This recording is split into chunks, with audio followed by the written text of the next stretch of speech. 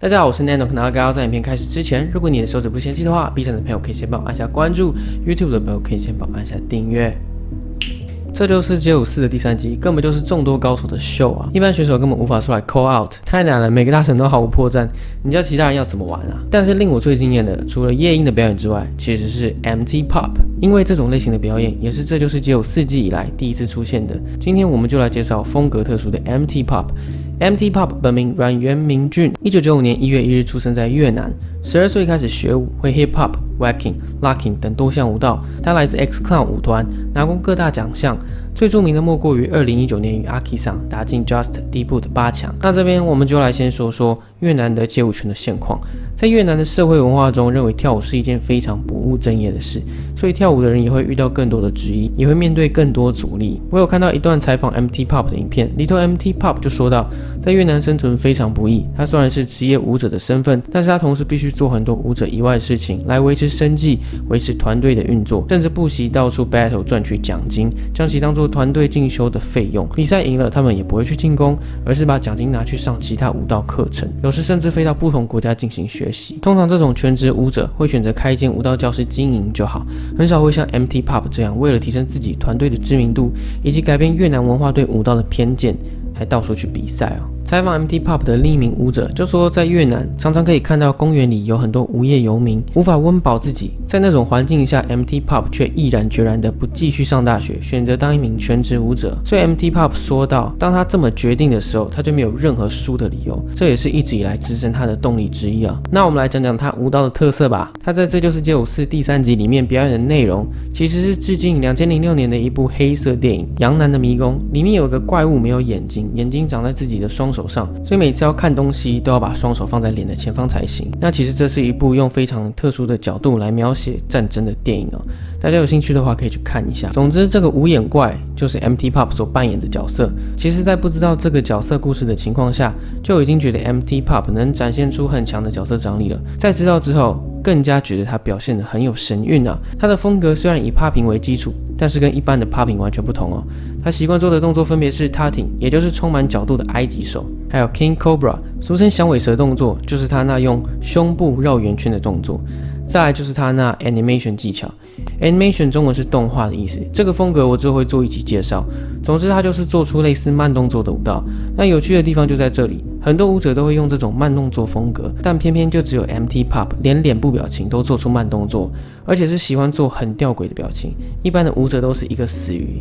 不对，是机器人脸。那由于 MT Pop 这种表情的做法，会让别人更容易融入他的角色扮演，整个舞就活了起来。而且他在做 animation 的同时，还会加上速度切换，忽快忽慢的画面，即使不用音乐，也看起来很有味道。然后一般 popper 在跳舞的时候，并不会把双脚张这么开，顶多与肩同宽。但是 MT Pop 的招牌之一就是把双脚张开围蹲，做出各种 tutting 以及 animation 的变化。那他这个双手跟头朝同个方向的 tutting 动作，就是他的招牌动作之一啊。搭配上他那丰富的表情，真的会让人目不转睛。他很常运用他的头部去带动 pop 之间的间隔，当然依然是那种很戏谑的表情。除此之外，他跟 Zico 一样，对于几何图形的角度都很严苛啊，做的每一个动作几乎都是在一个很平衡的几何图形上，这是多数 popper 不会去钻研的点啊。看他跳 popping 并不会觉得非常的凶或是炸，反而是一种很舒畅的魔术戏剧表演。看着他用那戏谑的眼神，搭配上无法用脑子跟上的 tutting 逻辑，你要说 pop 的力度，他绝对不是最强。